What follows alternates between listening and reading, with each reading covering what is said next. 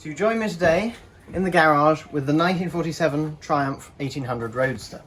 So far we've acquired it at an auction just down the road, and we're going to be eventually restoring this over the coming few months. So far I have put rust converter on the sadly rusty wing, and today we're going to be painting it and getting it gradually more ready to start running.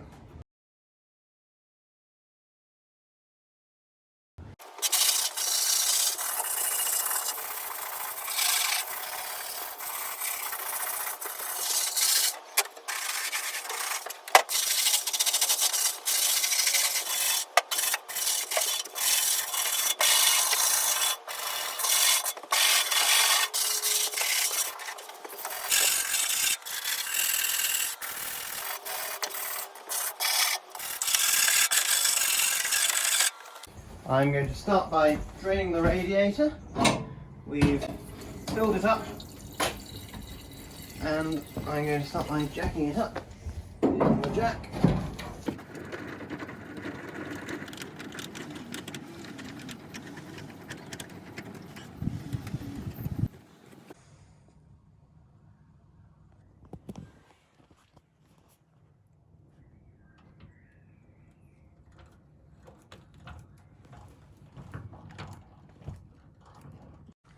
Alright, so we're now under the car, and just looking around, it's a little bit rusty, but on the whole it's alright, nothing structural. However, one of the Luvac shock absorbers has been used by somebody to tow the car, and it's pulled it off the spindle. So that there is supposed to be on there, and it's bent. Here's the other side for comparison. We're going to have to take that off and bend that up back at some point, if it will bend back. Anyway, back to the job in hand. If we look up here, we can just see the drain plug and the tap for the radiator up there. However, unfortunately, it is stuck. So I'm going to have to oil that now and try and get it free. Luckily you can get it from the top, so I'm going to move around there. The engine now, and if we look down there, we can see that the drain plug is well and truly stuck. So I'll give it a little spray with penetrating oil, and we'll let that soak in. So the engine itself is a 1776cc 4-cylinder with a single downdraft Solex carburetor. As you can see, hasn't been run in a while. The last tax disc or rego sticker is from 1973. It's thought that it ran in the 1980s at some point, but we're not sure.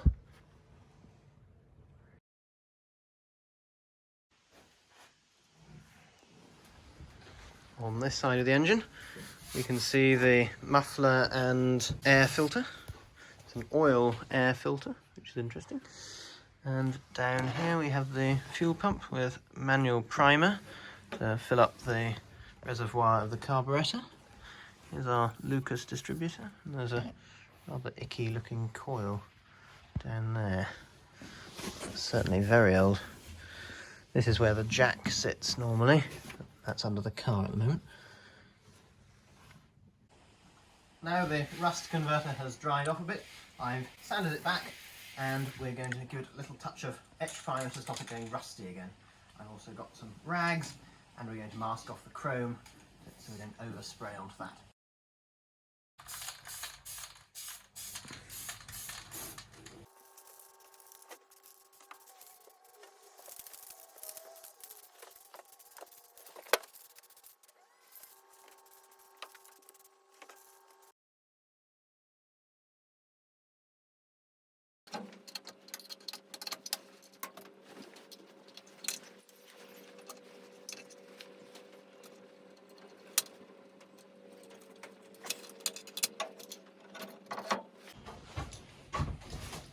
Now I've just taken off the air filter so that we can get at the plugs more easily. On the car there are of course 4 spark plugs, 1 per cylinder, and I'm just going to take them out and inspect each one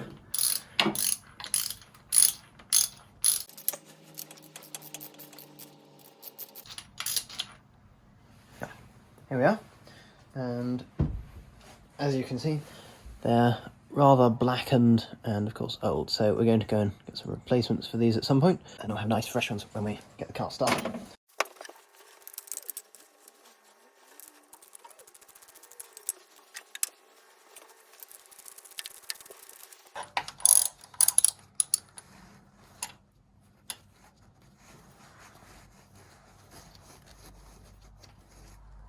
Now, with all of the plugs removed, we now have access to the cylinders, and because the engine hasn't turned over in such a long time, I'm just going to go over each one with 2 squirts of oil just to free it up a bit when we turn it over.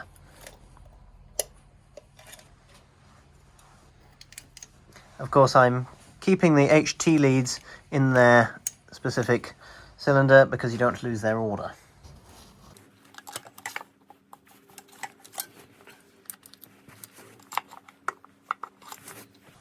And we don't want too much oil because when we start the engine, that would burn off and probably foul up our plugs again.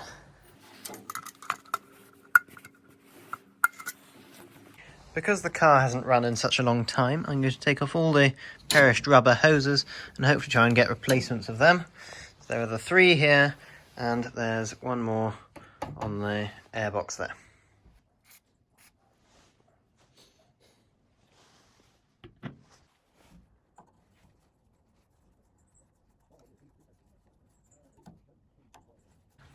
We just got the hose off, and it's got the most amazing rust deposit in it.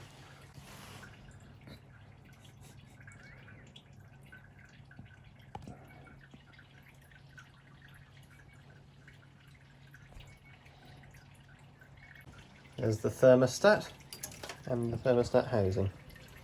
That's the other side of the radiator.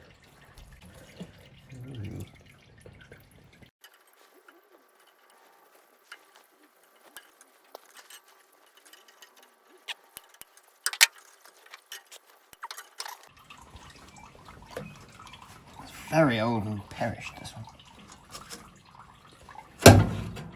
There we are. Not too much sludge in it, so hopefully there's not too much inside the engine.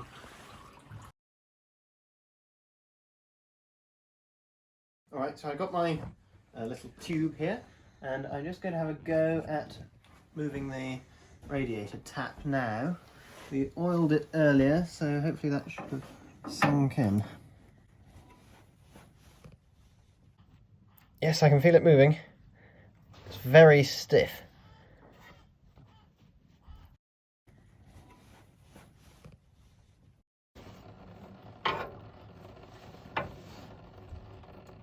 Looks quite fresh, but there may be some rust in it, we'll see.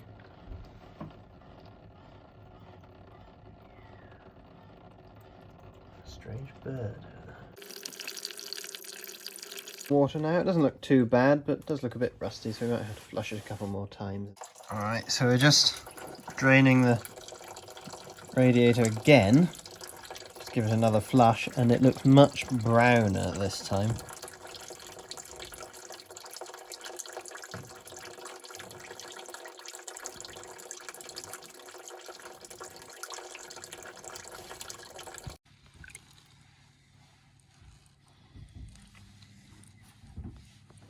Now, unfortunately, the brake is a bit sticky, but if I just give it a tug... Oh, there we are. That was easy.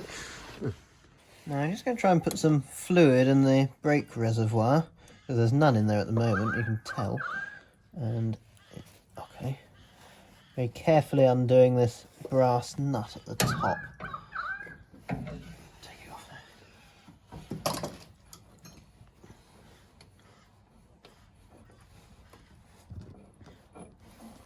There we are. It looks quite clean inside, but I'll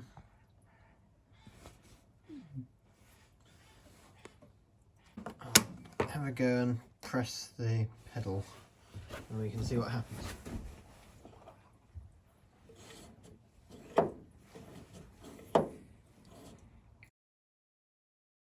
The cylinder is moving in and out, so that looks like it should be alright, but can't tell how good the seals are after all this time. I'm now just putting in some generic brake fluid just to see if it does anything, and we'll have to bleed it anyway in the end. Yep.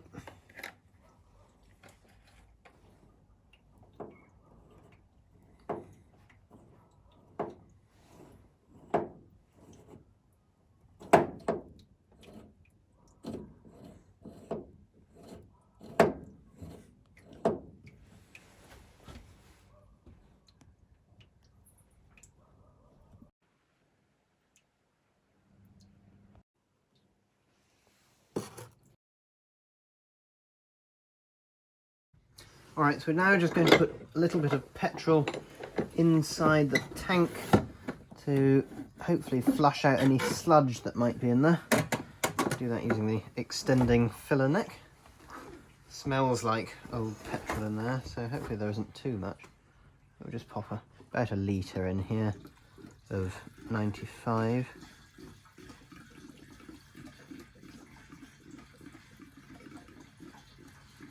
That should do it.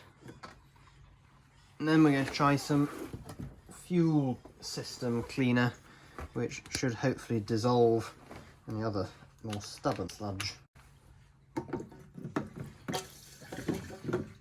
Put in about half a bottle because we don't have very much fuel in there. There we are.